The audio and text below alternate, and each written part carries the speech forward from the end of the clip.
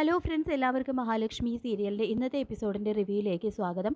അങ്ങനെ മാർഗോയ്ക്ക് വേണ്ടി കണ്ണൻ ഒറ്റപ്പെട്ട അയ്യപ്പ ക്ഷേത്രത്തിൽ ശയനപ്രദക്ഷിണം നടത്തുന്ന സമയത്താണ് പ്രതാപനും മുത്തശ്ശിയും അവിടെ തൊഴാനായിട്ട് എത്തുന്നത്. അവർ വരുന്നത് കാണുന്ന കണ്ണൻ വേഗം തന്നെ ശയനപ്രദക്ഷിണം നിർത്തി കമിഴ്ന്ന് കിടക്കുന്നത് കൊണ്ട് തന്നെ പ്രതാപനും മുത്തശ്ശിക്കും അത് കണ്ണനാണെന്ന് മനസ്സിലാകുന്നില്ല. പിന്നീട് മഞ്ജുവും മഹിയും അവിടെ മാർക്കോയ്ക്ക് വേണ്ടി പ്രാർത്ഥിക്കാനായിട്ട് എത്തുന്നുണ്ട്. കണ്ണൻ്റെ കാർ അവിടെ കിടക്കുന്നത് കൊണ്ട് തന്നെ കണ്ണേട്ടനും അവിടെ വന്നിട്ടുണ്ടോ എന്നവർ സംശയിക്കുന്നു. ഏതായാലും മാർക്കോ ഇത്ര ഗുരുതരമായിട്ടുള്ള സ്റ്റേജിലൂടെയാണ് കടന്നു പോകുന്നത് എന്നുള്ള കാര്യമൊന്നും മഞ്ജുവോ മഹിയോ അറിഞ്ഞിട്ടില്ല. തുടർന്ന് പ്രതാപനെയും മുത്തശ്ശിയെയും മഞ്ജുവും മഹിയും കാണുന്നുണ്ട്. മഞ്ജുവിനെയും മഹിയെയും അങ്ങേയറ്റം അവഹേളിച്ചുകൊണ്ടാണ് പ്രതാപനും മുത്തശ്ശിയും സംസാരിക്കുന്നത്. പക്ഷേ മഞ്ജു ഒട്ടും വിട്ടു കൊടുക്കുന്നില്ല. ഉരുളക്കിപ്പേര് പോലെ നല്ല മറുപടി തന്നെ അവർക്ക് കൊടുക്കുന്നുണ്ട് കേട്ടോ മഞ്ജു. ശേഷം മഞ്ജുവും മഹിയും കണ്ണൻ ശയനപ്രദക്ഷിണം നടത്തുന്ന കാഴ്ച കണ്ട് വല്ലാതാവുന്നുണ്ട്. തുടർന്ന് മഹിയും മഞ്ജുവും ഓടിച്ചെന്ന് എന്താ കണ്ണേട്ട ഇത്, ആ പ്രതാപനും അയാളുടെ മുത്തശ്ശിയും ഇവിടെ തൊഴാനായിട്ട് വന്നിരുന്നു, അവരുടെ എങ്ങാനും കണ്ണിലെങ്ങാനും കണ്ണേട്ടൻ പെട്ടിരുന്നെങ്കിലോ എന്നെല്ലാം മഹി ചോദിക്കുമ്പോൾ അതിനെക്കുറിച്ചൊന്നും ഞാനിപ്പോൾ ചിന്തിക്കുന്നില്ല മഹി. ഹോസ്പിറ്റലിൽ കിടക്കുന്ന മാർക്കോ എങ്ങനെയെങ്കിലും ജീവിതത്തിലേക്ക് തിരിച്ചു വരണം, അവനൊന്നും സംഭവിക്കാൻ പാടില്ല, അതിനെക്കുറിച്ച് മാത്രമേ ഞാനിപ്പോൾ ആലോചിക്കുന്നുള്ളൂ എന്ന് പറയുമ്പോൾ മാർക്കോയ്ക്ക് എന്താ സംഭവിച്ചത്,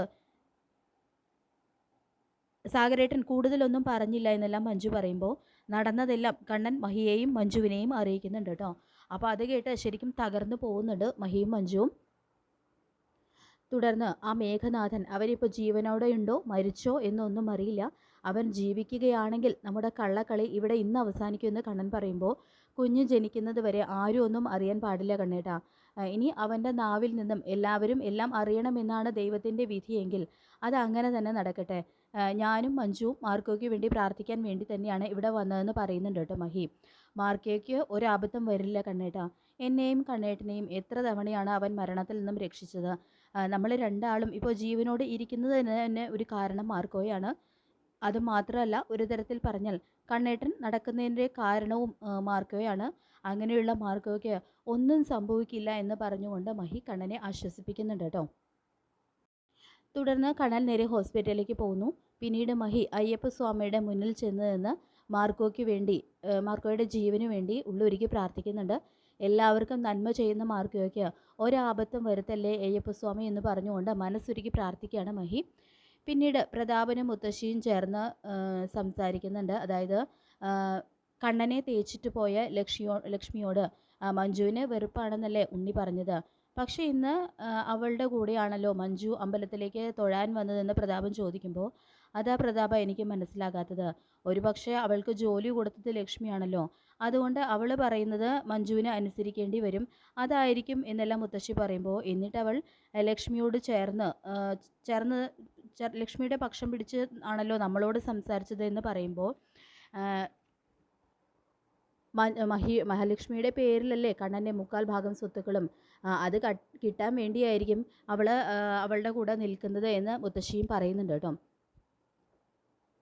പിന്നീട് കാണിക്കുന്നത് നമ്മുടെ സിദ്ധിയായിട്ടുള്ള അമ്മ മാർക്കോയുടെ കയ്യിൽ നിന്ന് തെറിച്ച് വീണ ആ വേല് സംഭവ സ്ഥലത്ത് നിന്ന്, മാർക്കോയ്ക്ക് അപകടം പറ്റിയ സ്ഥലത്ത് നിന്നും എടുക്കുന്നുണ്ട്.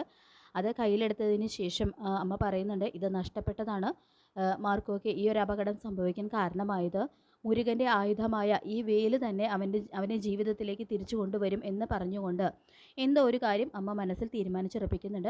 അപ്പോൾ മാർക്കോയുടെ നിലയാണെങ്കിൽ ഇവിടെ ഗുരുതരമായിട്ട് തന്നെ തുടരുകയാണ് കേട്ടോ. അപ്പോൾ ലോപ്പസ് ആണെങ്കിലും മാർക്കോയ്ക്ക് വേണ്ടി പ്രാർത്ഥനയോടെ ഇരിക്കുന്നുണ്ട്.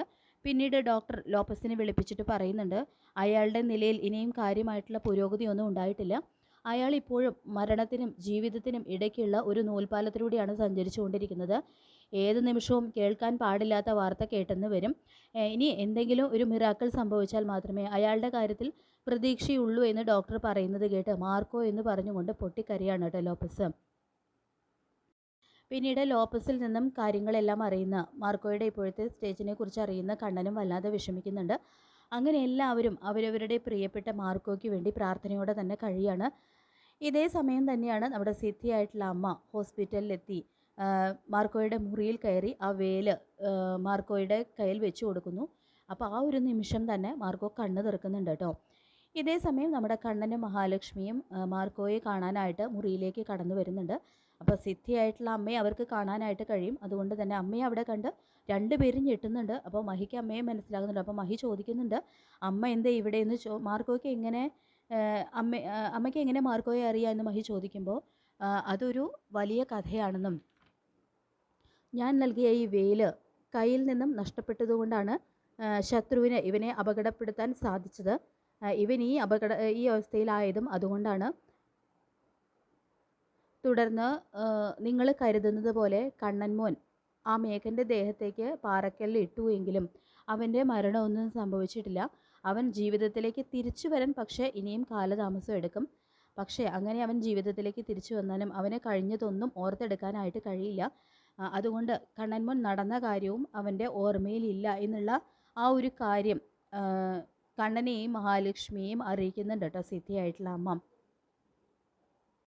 അങ്ങനെ തനിക്ക് വർഷങ്ങൾക്ക് മുൻപ് അയ്യപ്പ വിഗ്രഹം സമ്മാനിച്ചത് ഈ അമ്മയാണെന്നും ഈ അമ്മയെ തന്നെയാണ് പലപ്പോഴായിട്ട് മഹി അമ്പലത്തിൽ വെച്ച് കാണാറുള്ളതെന്നും മാർക്കോയും അമ്മയും തമ്മിൽ മുറിച്ചു മാറ്റാൻ കഴിയാത്ത ഒരു ബന്ധമുണ്ട് എന്നുള്ള കാര്യം അറിയുന്ന കണ്ണനും മഹാലക്ഷ്മിക്കും ഒരുപാട് സന്തോഷമാവുന്നുണ്ട്. അപ്പോൾ അമ്മയാണെങ്കിൽ ഇത്രയും ഈ ഒരു രഹസ്യം കണ്ണനെയും മഹിയെയും അറിയിച്ചതിന് ശേഷം അങ്ങനെ മാർക്കോയെ ജീവിതത്തിലേക്ക് തിരിച്ചു കൊണ്ടുവന്നതിന് ശേഷം അമ്മ അവിടെ നിന്നും നടന്ന് നീങ്ങുകയാണ് കേട്ടോ ചെയ്യുന്നത്. അപ്പോൾ നമുക്ക് കാത്തിരിക്കാം മഹാലക്ഷ്മി സീരിയലിൻ്റെ ഇന്നത്തെ കിടിലനായിട്ടുള്ള എപ്പിസോഡിനായിട്ട്. ഈ റിവ്യൂ ഇഷ്ടപ്പെട്ടെങ്കിൽ ലൈക്ക് ചെയ്യുക, ചാനൽ കൂടി ഒന്ന് സബ്സ്ക്രൈബ് ചെയ്യുക. താങ്ക്